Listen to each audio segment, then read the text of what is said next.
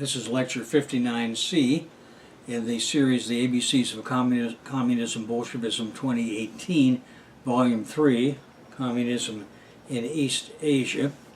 And today's lecture is on capitalism and Bolshevism in Indonesia, beginning with the rosy dawn of capitalism in Indonesia. Well before AD 1500, capitalism in Indonesia had begun in the germinals of the slave and feudal stages, as we saw in the preceding lecture. However, to rule a servitude epic global sociocultural stage, the masters of these germinals would have to fight for and hold political power and have the economic base to back it up. Political power always means state power in class societies, and the state is always armed force, that is, the army and police. The masters of these germinals were in between the parasite and working classes. The lords and ladies of the slave and feudal stages ruled the masses of underclass people who worked in the fields, mines, and germinal factories. That is why we use the French word bourgeoisie, meaning middle persons. In Europe, and especially in the mercantile towns of Germany, the Benelux countries, northern France and England, the contest between rulers and middle people was more equal than elsewhere. The strength of the middle strata versus the nobles and aristocrats was weighted in favor of the cash-heavy manufacturing and mercantile trading classes in Europe.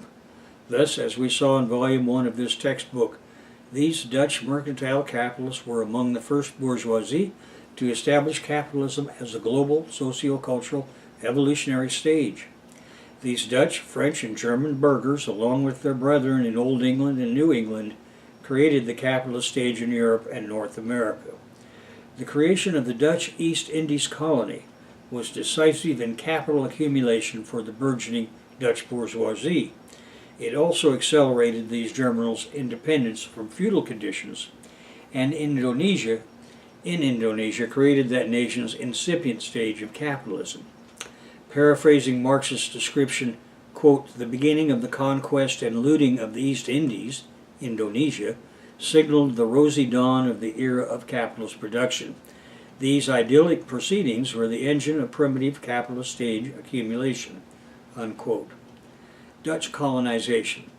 Since the colonization of Indonesia by the Dutch, its history has been part of the history of the development of world capitalism. The 350-year rule of the Dutch over Indonesia I divide into these subphases. First, the VOC, that is the Dutch United East Indian Company period from 1600 to AD 1800. Secondly, the Dutch Republican colonial exploitation period 1800 to 1830. And thirdly, the Dutch Republican colonial exploitation from 1831 to 1870. And finally, from 1871 to 1917, capitalism leading to the Bolshevik Revolution and the Indonesian Communist Party. So we'll begin in the first period, 1600 to 1800, the VOC period in Indonesia and the Dutch Revolution. The history of the colonization of Indonesia is a history of capitalist exploitation in its imperialist final phase. It was also part of its first phase. As such, we can see that Lenin's groundbreaking explanation of imperialism as part of the capitalist stage's moribund final phase has a long history. Its morbidity has deep roots in the very essence of capitalism itself. The proof lies in the history of the colonization of Indonesia. That was the first colony to which capital was exported. Globally, this first bourgeois revolution occurred simultaneously in Germany, the Benelux countries, northern France, and in Old and New England. The Dutch Revolt of 1568 to 1609 and the English Revolution of Oliver Cromwell, so 1643 to 1651, built the entire thing. In 1871, in his book The Civil War in France, Marx again points out that the model for the Revolution of 1789 in France was the English Revolution of 1648. As earlier was the Revolt 1568 of the Netherlands against Spain. In Capital Volume 1, Marx pointed out, to paraphrase, quote, "Holland and its Dutch colonial administration is the model capitalist system of the AD 1600s. Its history is one of the most extraordinary tales of treachery, bribery, massacre, and meanness. Nothing is more characteristic than their system of stealing men to get slaves for Java. These men stealers were trained for this purpose.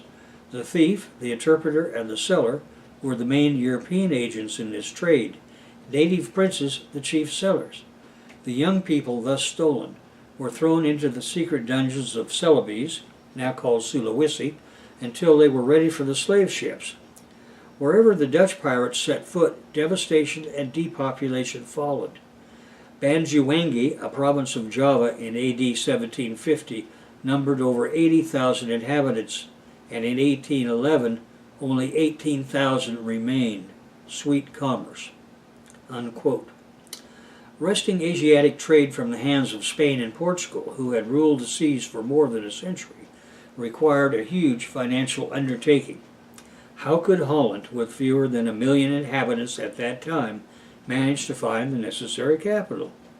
The solution involved a new concept of business organization, the joint stock company, and it is here that modern capitalism finds its earliest application. A Dutch historian, George Masselman, wrote, quote, "The medieval economy had little need for capital, as is exemplified by the merchant guilds, who stifled private initiative and competition. The rising Dutch took a different view. They were avid for as much trade as possible. The only thing that could hold a merchant back was lack of capital. He could, of course, associate himself with others and engage in joint ventures, or he could persuade outsiders to put up the money, offering them a corresponding share of the profits." Unquote. So in AD 1602, the United East Indian Company, or VOC, with its, then I give its Dutch name, was formed with a capital declared value of 6.5 million guilders. The Dutch government granted it a monopoly to carry out colonial activities in Asia. It was the first multinational joint stock company that issued public stock. Upon its creation, the VOC established the first stock exchange in the world, the Amsterdam Stock Exchange, for its dealings in its printed stocks and bonds. It possessed quasi-governmental power, similar to the U.S. Federal Reserve today. It was able to wage war, negotiate treaties, coin money, and establish colonies. The VOC ruled Indonesia for 2 centuries. Along the way, the VOC became the most important trading company in Europe. It had a monopoly in the spice trade, mainly pepper, cinnamon, and clove, and a good grip on opium, until the Brits started growing opium in India. During its first 90 years, the company paid an average cash dividend of 18.7% every year. The Dutch Revolt marked the political rise of the continental European bourgeoisie. The colonization of Indonesia by the VOC was their basis of the primitive accumulation of capital in their bourgeois society. Accordingly, Holland was, in the 1600s, the most advanced country in Europe. Marx wrote in Capital, Volume 1, quote, "Holland, which first developed the colonial system in 1648, stood already in the acme of its commercial greatness. The total capital of the Dutch Republic was probably more important than all of the rest of Europe put together." Unquote. In 1692, the VOC entered a period of decline and dissolved in 1798. The Dutch Republic assumed the financial debt of the company of 134 million guilders in bankruptcy, seizing the Dutch Revolt of 1568 to 1609 all of its Indian possessions in the Indies. Thus, the Dutch Republic became a colonial empire in Asia. Marx wrote, quote, "The history of the decline of Holland as the ruling commercial nation is the history of the subordination of merchants' capital to industrial capital." Unquote. In the 18th century, Holland had to cede its hegemonic position to England. Quote, "By the beginning of the 18th century, the Dutch manufacturers were far outstripped. Holland had ceased to be the nation preponderant in commerce and industry." Unquote. Its money remained important until the 1800s because it lent a great sum to England's burghers. The capital that had accumulated through trading served as the basis for the United Kingdom's manufacturing industry. Marx wrote, quote, "One of its main lines of business, therefore, from 1701 to 1776, was the lending out of enormous amounts of capital, especially to its great rival, England. The same thing is going on today between England and the United States. A great deal of capital, which appears today in the United States without any certificate of birth, was yesterday in England the capitalized blood of children," unquote. Likewise, the Dutch brief meteoric rise as a merchant capitalist country in the 1600s was the basis for the rise of industrial capitalist England by 1765. Now we come to the period 1800 to 1830 of Dutch Republican colonial exploitation. The French Revolution of 1789 threw the whole of Europe into great turmoil, including the people of the Dutch Republic. Everywhere, the infection that had begun with the French Revolution began to spread. In 1795 in Germany, a popular revolution broke out that proclaimed the short-lived Batavian Republic. That is, French, German, and Dutch colonial policy proclaimed many ideas about free enterprise and due process of law, bringing the spirit of liberty, equality, and fraternity to all. Not to be excluded, they hoped, were the peoples of the Dutch East Indies. However, all the talk about enlightening the natives of the primitive East Indies proved to be bullshit, which they soon discovered. In 1806, the Batavian Republic, that is, Jakarta, ended when Napoleon Bonaparte installed his cousin Louis Bonaparte as the King of Holland.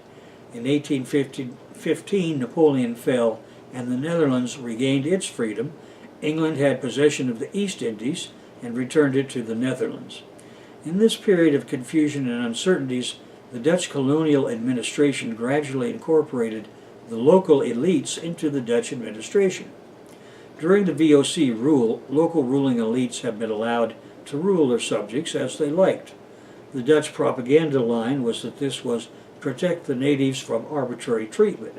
However, faced with unending spontaneous revolts, the Dutch regime implemented new government machinery in Indonesia, and local rulers were transformed into bureaucrats. They became paid employees of the colonial government. The village government had a Vergadering, or conference of local officers, and this was the European colonial principle of like ruling like, that incorporated a local ruling class into the government. The Dutch called theirs the cultivation system, quote unquote, of strong government. The Java War of 1825 to 1830 ended in the surrender of the Mataram Kingdom and marked the complete Dutch Republican conquest of Java. Then the Dutch colonial regime introduced a system of forced cultivation where it organized a system of cash crop production for export. This was followed by a latifundista-ruled plantation industry. Therefore, after 1830, Indonesia was reduced to being an exporter of raw materials. Capital was accumulated from this forced labor system for the next century. Indonesia went from being the source of raw produce for merchant capitalism to the source of money capital to finance industrial capitalism in the Dutch Republic and elsewhere. In summary, the cultivation system was a scheme where the Dutch Republic and its monopoly capitalist rulers forced Indonesian peasants to raise cash crops for export. It provided the cash for economic progress in the Netherlands. It was the classic model of colonial exploitation for capitalists everywhere. This was the model for forcing the productive capacities of agriculture, primarily on the island of Java, for the benefit of the Dutch treasury. It was an outstanding success from the point of view of Dutch capitalism. It produced massive quantities of tropical export goods whose sale in Europe propped up Holland.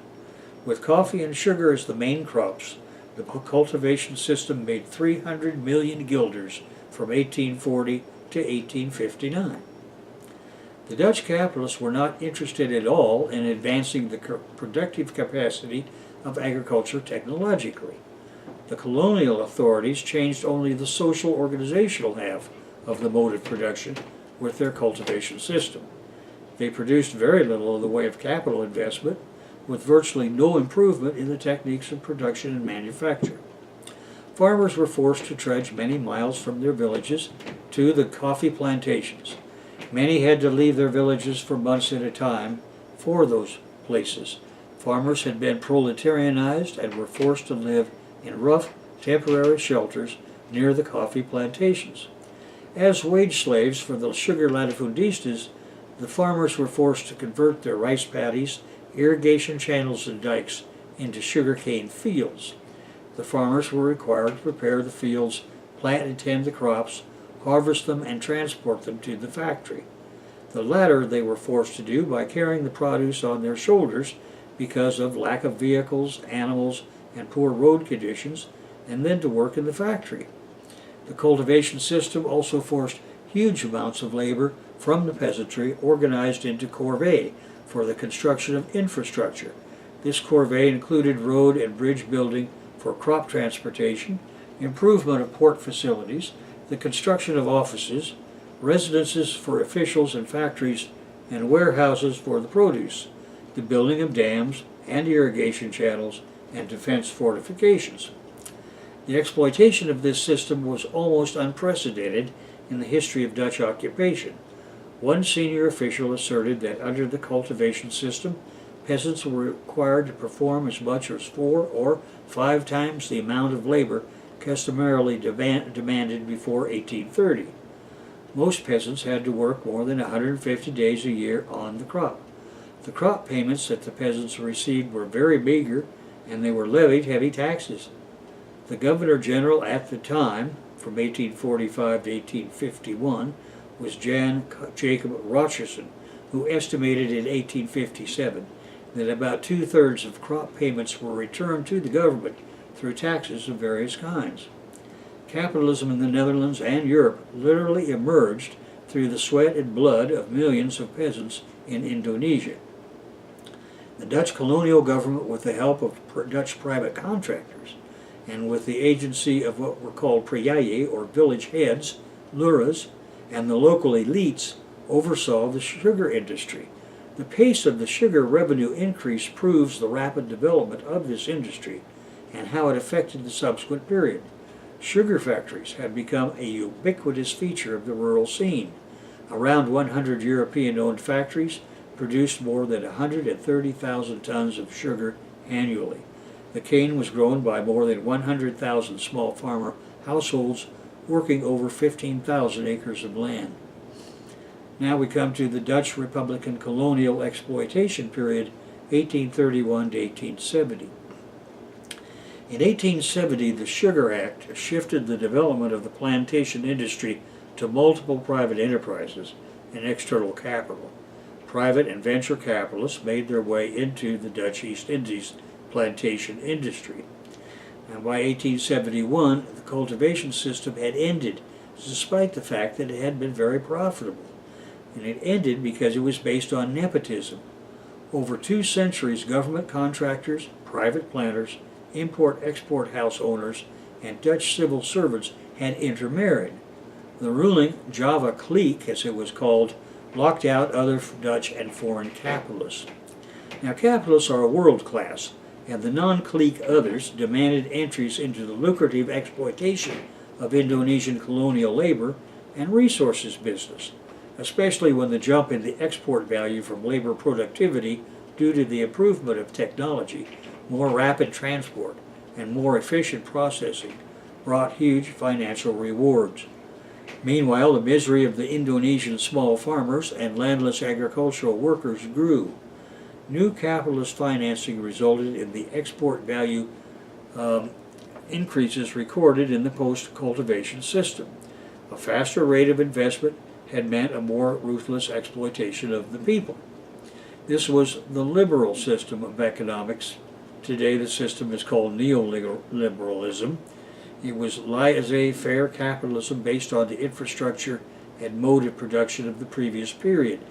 Government injected forced labor building cash crop plantations and their facilities for sugar and coffee, and it had created an ongoing supply of cheap forced labor.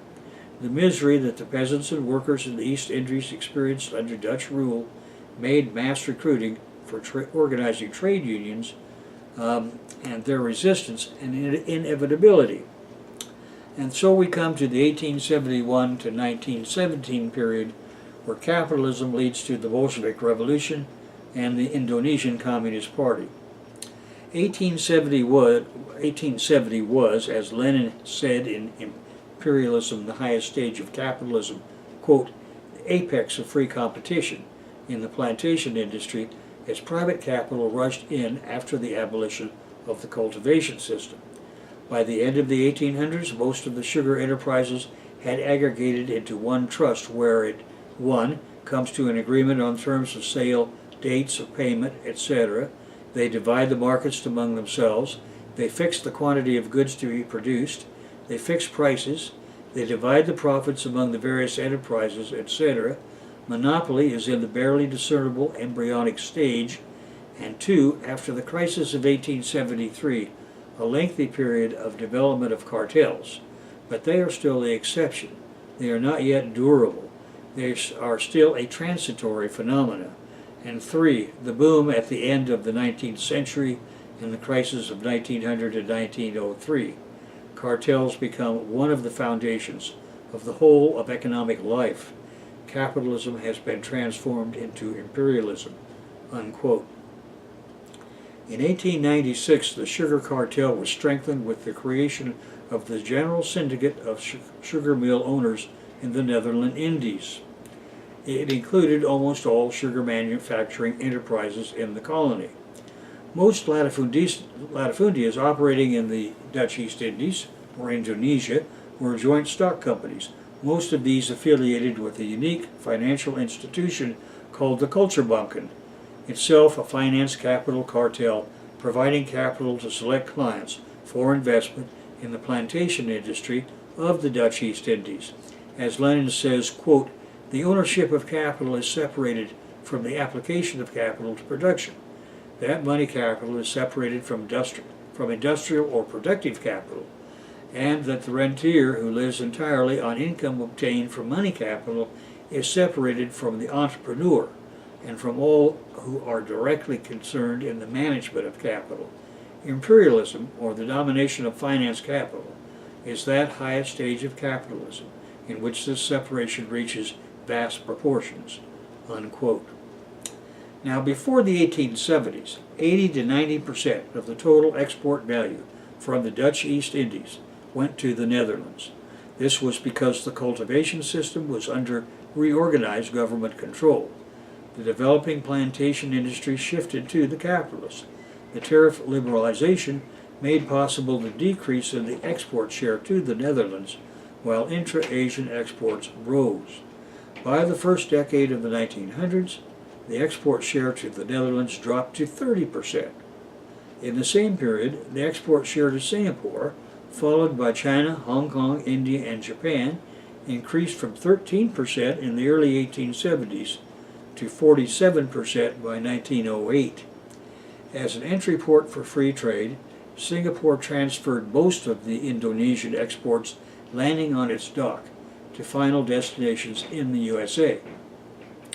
In the 1870s, Indonesian oil and rubber capitalists made inroads into islands outside Java. The expansion of the Dutch Republic control over the outer islands coincided with the interest of these private plantations, especially those latifundias in tobacco, rubber, tea, coffee, and coconut, particularly plantations in parts of Borneo, Sulawesi, and South Sumatra. The major plantation activity outside Java was on the east coast of Sumatra, and Sumatra changed from an island of jungle in the 1860s to all latifundia in the 1920s. The rapid development of the plantation industry was part and parcel of colonial dominion over Southeast Asia. There, capitalists from the UK predominated in Malaya and Burma, capitalists from France dominating Indochina. U.S. caps had the Philippines, and Dutch caps had Indonesia. The 1869 opening of the Suez Canal made Southeast Asia and Europe closer than anything since the old Silk Road. The laying of submarine cables for telegraphic communication between Europe and Asia in the 1860s and 1870s put the icing on that cake. Accordingly, Southeast Asia's modern colonial economy achieved unprecedented growth between the 1870s through the 1920s. It was an integral part of the global period of capitalist boom.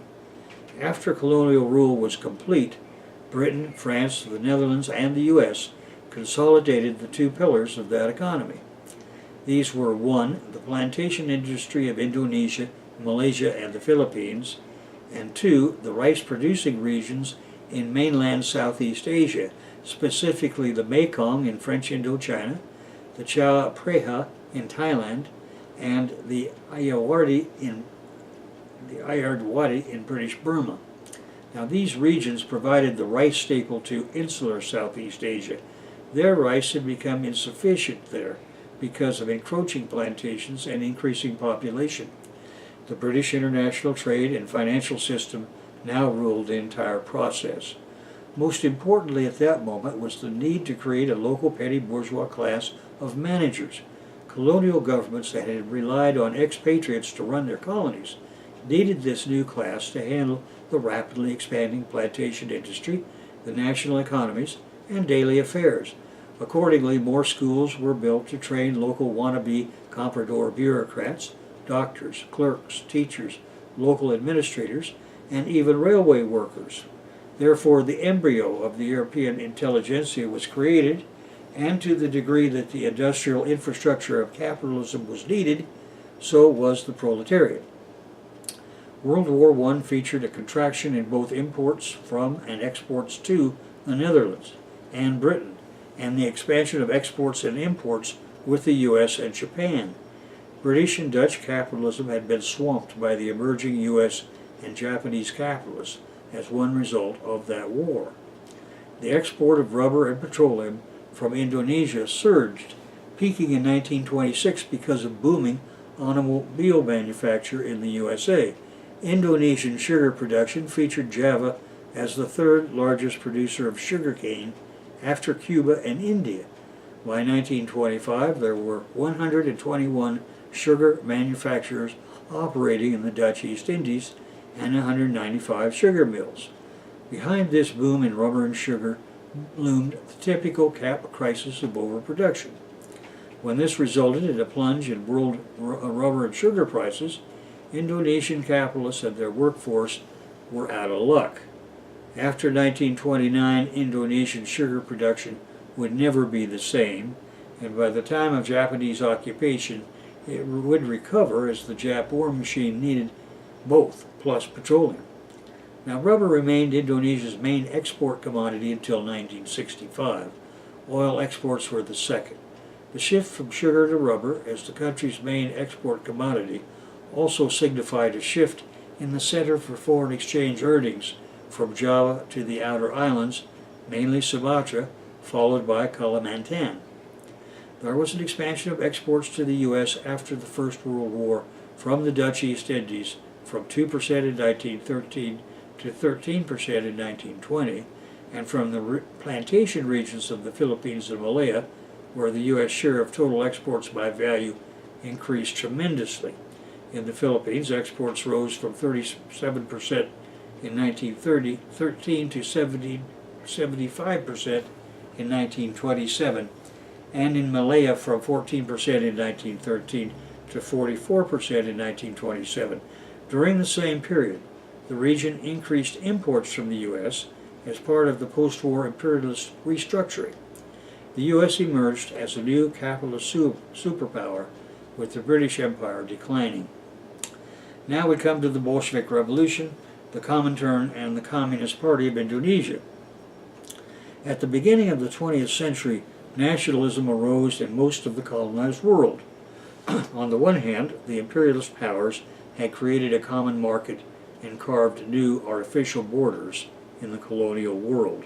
On the other hand, a national identity was created in the colonized people through common struggle against their oppressors. Indonesia, with its 16,000 islands, 300 distinct ethnicities, and 740 languages and dialects, was united by their common history of Dutch colonization. Young intellectuals studied abroad and brought home the spirit of the French Revolution, that is, of liberty, equality, and fraternity, of bourgeois democratic revolution. The 1904 defeat of the Tsarist Russian armies by Japan dissolved the idea of an invincible Europe. Russia was a European power, after all, beaten by an Asian upcoming power. A country that covers 1/6 of the earth was the scene of the first proletarian revolution and infected the whole world. This included the colonized world. The Indonesian Communist Party in the 1920s, the PKI, was the main form of the nationalist struggle as it stood heads and shoulders politically and organizationally above other national elements. The seed of Indonesian Bolshevism had been festering with the turn of the century, and we will go into that in some considerable detail in the next lecture. But for now, I want to point out that in 1914, an important early proletarian organization was founded by the Dutch socialist Hendrikus Josephus Franciscus Marie Sneevliet, known as Henk Sneevliet, or by his eventual Comintern name Henry Mering, and by another Indonesian socialist who came from the Harbour Union movement. They called it the Indies Social Democratic Association, or ISDV. The ISDV was built by them and 85 members of the two Dutch socialist parties, the SDAP and the Socialist Party of the Netherlands. The ISDV introduced Marxist ideas to educate Indonesians looking for ways to oppose colonial rule. The ISDP would become the Communist Party of Indonesia. In October 1915, however, the ISDV began a publication of its own called The Free Word. The editor was Adolf Beers. The Free Word did not demand independence at this time. The ISDV had only 100 members, out of whom only 3 were Indonesian. Nevertheless, it rapidly moved into a radical anti-capitalist direction, and it would soon have thousands of Indonesian members. Sneevliet moved ISDV's headquarters from Surabaya to Semarang.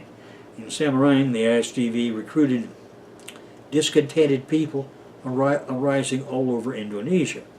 The ISDV under Sneevliet became increasingly incompatible with the SDAP leadership in the Netherlands.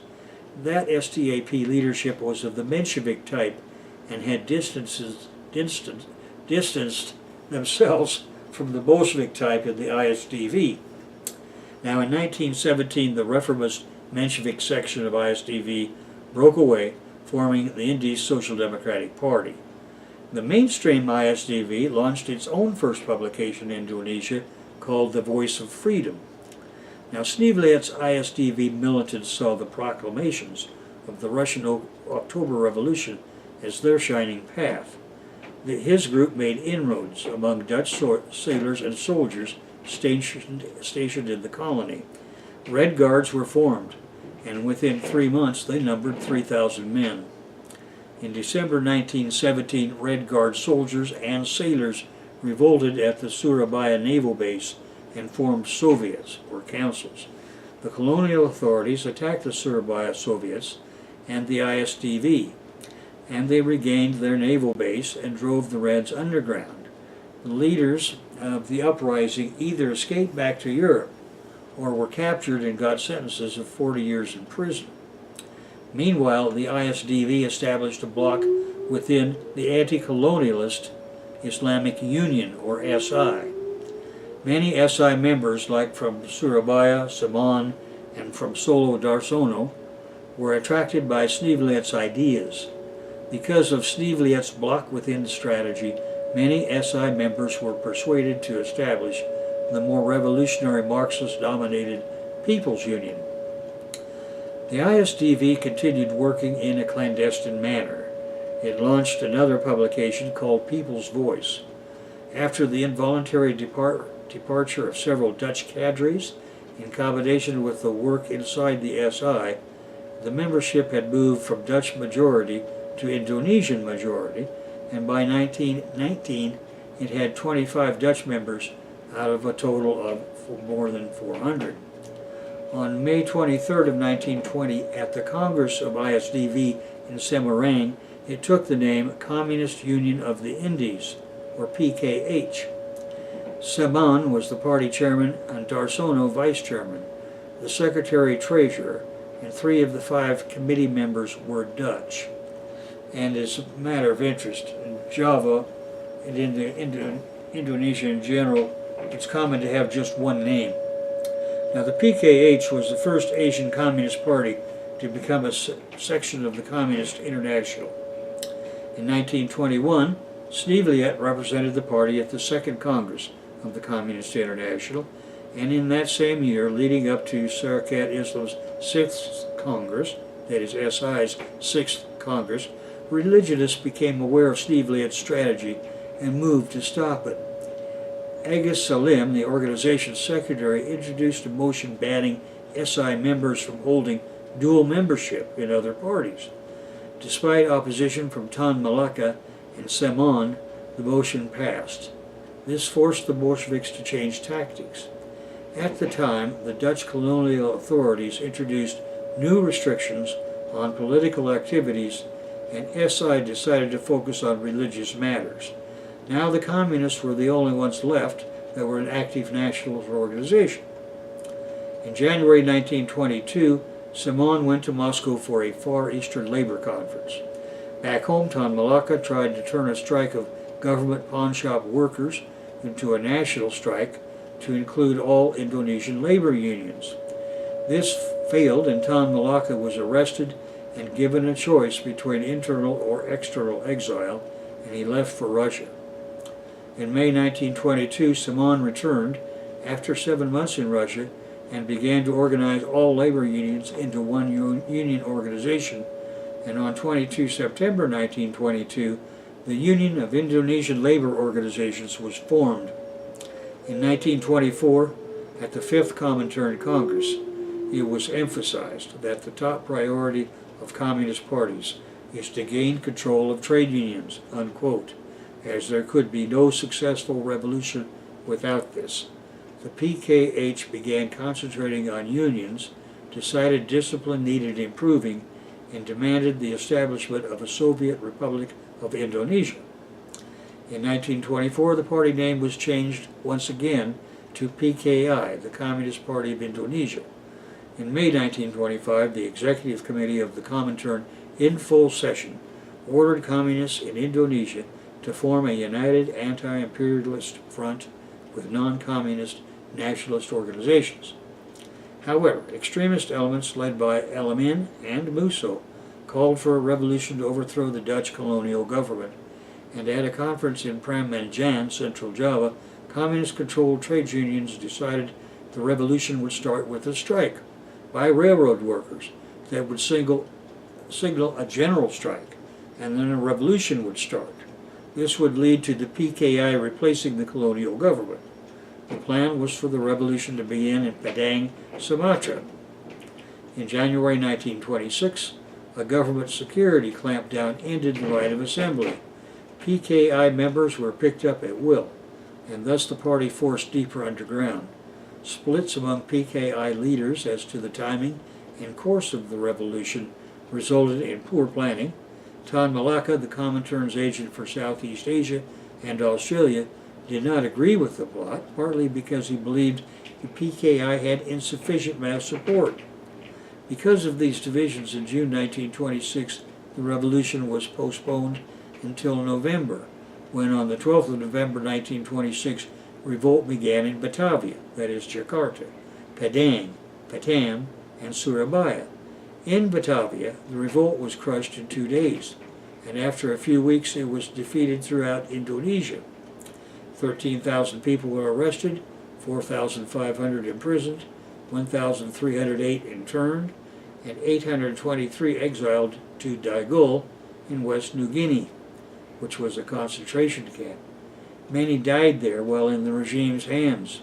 The colonial thugs, under the pretext of suppressing the communist rebellion, also targeted non-communist political activists. So, the colonial government in 1927 outlawed the PKI, and Dutch and later Japanese surveillance kept it underground.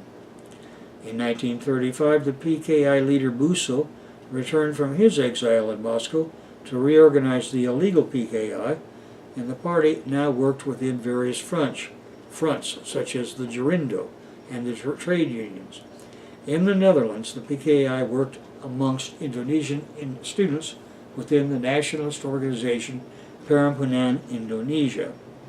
And we will pick this story up in the next lecture, which hopefully will bring us up to the conclusion of the struggle for communism in contemporary Indonesia, after which we'll move on to the last chapter, my lectures on the last chapter in this third volume, which will be on the overseas Chinese.